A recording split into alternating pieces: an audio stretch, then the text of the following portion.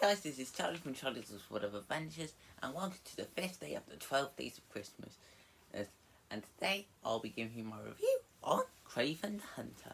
Kraven's complex relationship with his ruthless father, Nikola Kraven, often asking him that on a path of vengeance with brutal consequences, motivating him to become not only the greatest hunter in the world, but also one of the most feared.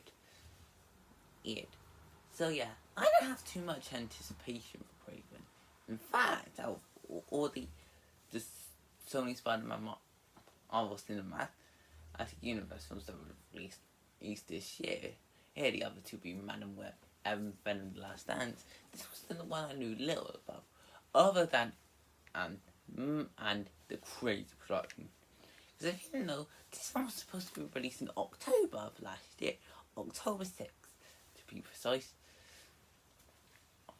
But then it was pushed back because of the writer's strike, to August 30th this year. And then, for unknown reasons, it was pushed from August 30th up to December 30th this year. So yeah, usually when films don't have great production history, that doesn't lead to a great film. Plus the fact that with the exception of the Venom films, the Sony Spider-Man and Cinematic Universe isn't really that great. I've seen bits of Morbius, but I can never finish it. Man and Web is probably the worst superhero movie, if not one of the worst movies I've ever seen. So that's not giving this universe any favours. And so how was Kraven? Well, it's definitely better to the Man and Web, but it still sucked. The characters are really bland and dull here. I'm very hard to remember. But I guess the actors did a decent job. I especially liked Aaron Taylor Johnson in this Kraven. He did really well with the performance. And then the both was fine. And as Calypso, although since I was a fan of her character of Ashen Wish last year, I was kind of disappointed by her performance. But other than that, the characters aren't really that great. First, we got Sergei Kraven or Kraven for short. Or they had a lot of potential with this character, but I feel like he missed a lot of opportunities. It doesn't really go too much into its powers, was it does give a brief history, but nothing enough to get me fully invested. It'll say, okay, I know how his powers work or anything.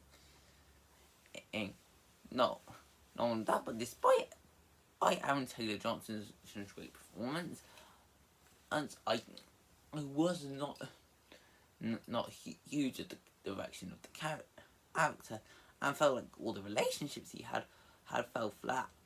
This is especially the case with Calypso. So technically,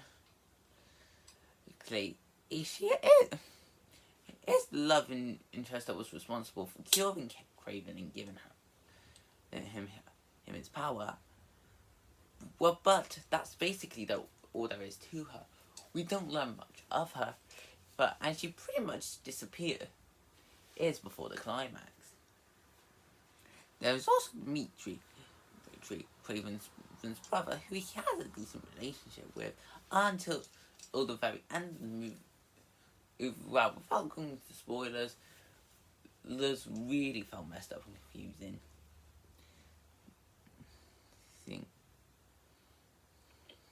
And there is also Nikola Kraven of Kraven's father, but who's just the tough, strict father that usually gets disappointed with his son. As for the other characters, they feel very wasted in this film, especially the villains. Sure, Rhino had some decent moments, but he was barely in it as a villain, and I didn't really follow what his motives were. and why he was doing this. Next, there's the story. Read. And honestly, I'm glad I read the story line out before or doing this review, because after watching the movie, I completely forgot what the story was.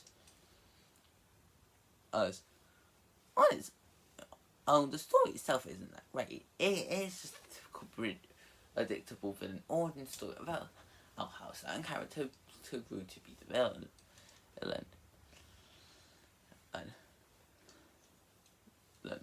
However, but my big problem with this is that the film is so forgettable. Oh, I barely remember what happened as soon as it finishes, and even small stuff I do remember, but I near the end, and which is why the film really messed up. Also, this film tried to be something unique in the only Spider-Man cinematic universe, us by giving it an R rating or 15 here in the UK. But there are a few problems with this. With the exception of Madam Web, all Sony Spider-Man cinematic universe films in the UK have already been rated 15. And 2, the film barely does anything with that R rating.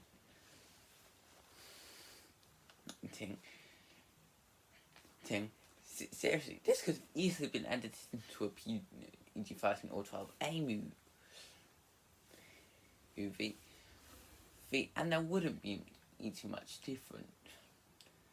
I guess the visuals were okay, but there wasn't much to be remembered. But like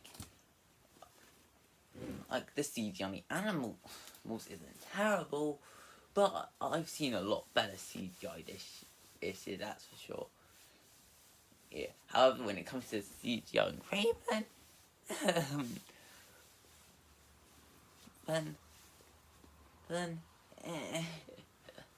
yeah. I'm not Kraven. When it comes to CGI and Rhino, yeah, Rhino doesn't have that great CGI. So mixed up. I guess the action was okay, but there was barely any action scenes that stood out to me. And after finishing them, I barely remember what happened. So overall, I can't say that this is the worst film in the Sony Spider-Man cinematic universe, but it is still pretty bad. And Kraven the Hunter is a dull and forgettable film where, despite some more like acting and visuals, it can not stop the film from having a bland story that's pretty forgettable, and characters with little to no personality. Of course, my best recommendation would be to just skip this one. And if you want, the Sony Spider-Man Cinematic Universe have a decent conclusion at least I recommend seeing Venom: The Last Dance again. And I'll admit, rewatched that film and was a bit of a downgrade. In fact, I removed my rating from a 7 to a 6, but it is still a decent film, and that has some good humor.